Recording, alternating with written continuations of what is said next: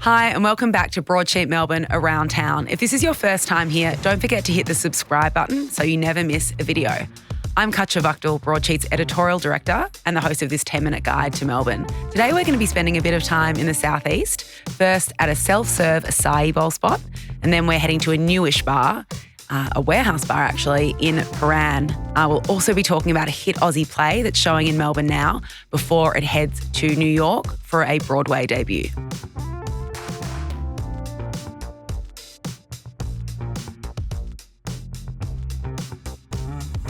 First up, let's head to Malvern, where we're going to be talking about Blitz Bar, which is Melbourne's first self-serve acai bar that we know of. Yes. We're pretty sure it's the first. Yes. And here to talk about it is an acai superfan, broadsheet writer Loxley Parton. Welcome back, Lox. Thank you. So I'm going to begin by being very, very open and transparent that I don't see the big deal about acai. I think it's too sweet. There's a million things I'd go for ahead of time, but you love the stuff. Yeah. So why is this place pretty exciting for those who do love it?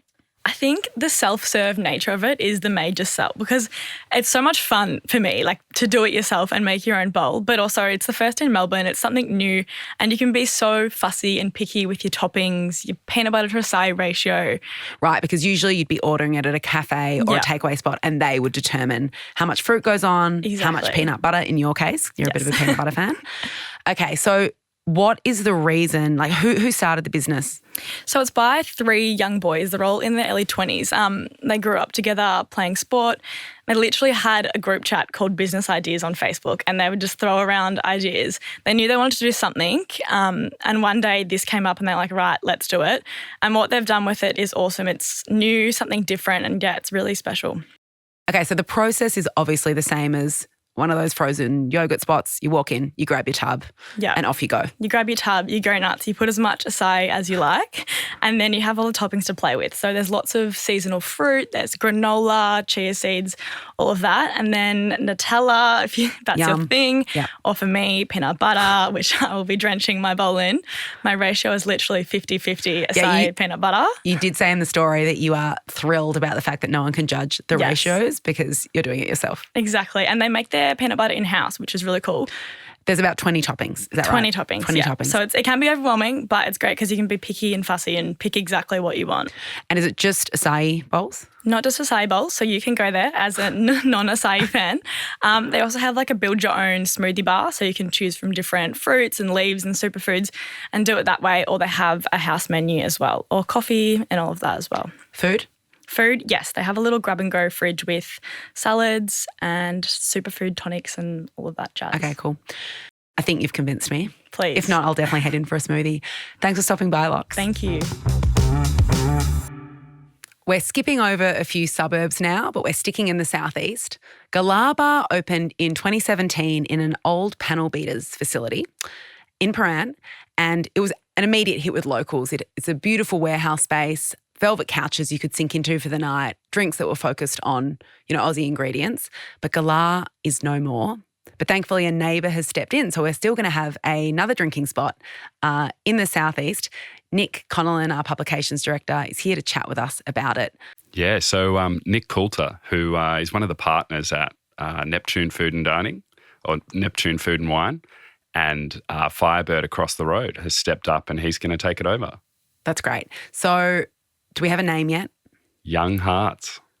I'm not going to sing, but obviously right now I'm thinking of Rod Stewart or Candy Stanton. Do we know the reason that it's called Young Hearts? We don't yet, but I'd have to assume it's one of those. And then I think also the concept ties into the idea of kind of young blood and vitality and all of that. Okay, well, let's talk about the concept then. What can we expect at Young Hearts? We're not going to change Galah radically. It's still going to be a place for drinking and kind of having a good time and pretty relaxed. But then Nick's also adding this element of music and art and I guess culture. So there's going to be chefs are going to be coming in on 6 month residencies. So we'll have a new kitchen concept every 6 months, which is really cool and exciting. And then there'll be art exhibitions on the walls and a DJ and then a movable in the round style stage that's going to, you'll be able to push it around the venue. Do we know anything about the food residencies? And of course, this is a bar. So I'm assuming this is going to be, bar style snacks as opposed to any full blown, menu dishes. We don't know a lot about it yet, but I think that the one thing we can say is that, Nick's been part of Melbourne hospitality for a long time, and there was talk of interstate as well. So it's kind of one of those things where, someone who's between jobs in Sydney or Tassie or really anywhere might just go, hey, I'll come over and do a 6-month residency. So it could be great. We could get some names that we don't even have in Melbourne usually. Yeah, and I feel like that's happened a lot in the last couple of years, as we've seen really big names pop up at very high quality but kind of suburban or regional spots around the country. It's a good little precinct there now. You've got we had Galah, now Young Hearts. Obviously, Neptune by Nick is just a constantly packed wine bar with really yummy food and a really good array of drinks. And then over the road, you've got Firebird. Yeah, and they recently got a new chef there. So they've always had really good chefs there, but they've got this guy, Nabil Ansari, who was at Sunda, and then also had his own lockdown food delivery service. Oh, I remember that beautiful Indian food. Yeah, that butter chicken.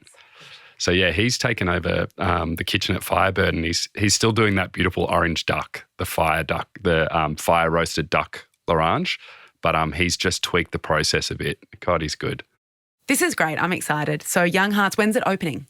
Next month, April. Yeah, cool. Okay, well, I guess we will update everyone when we get photos and details of the new space and, of course, the official opening date. But thanks for coming in to talk about it. Thank you.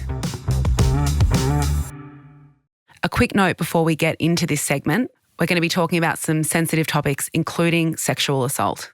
So please take care while listening. One of the things I've absolutely loved coming out of the lockdowns is just seeing how full Melbourne's theatres are. And there's a real electricity around the Arts Centre and performances that at the MTC.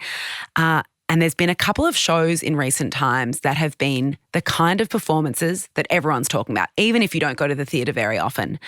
One of them, of course, last year was The Picture of Dorian Gray, an absolute sellout. You couldn't get tickets.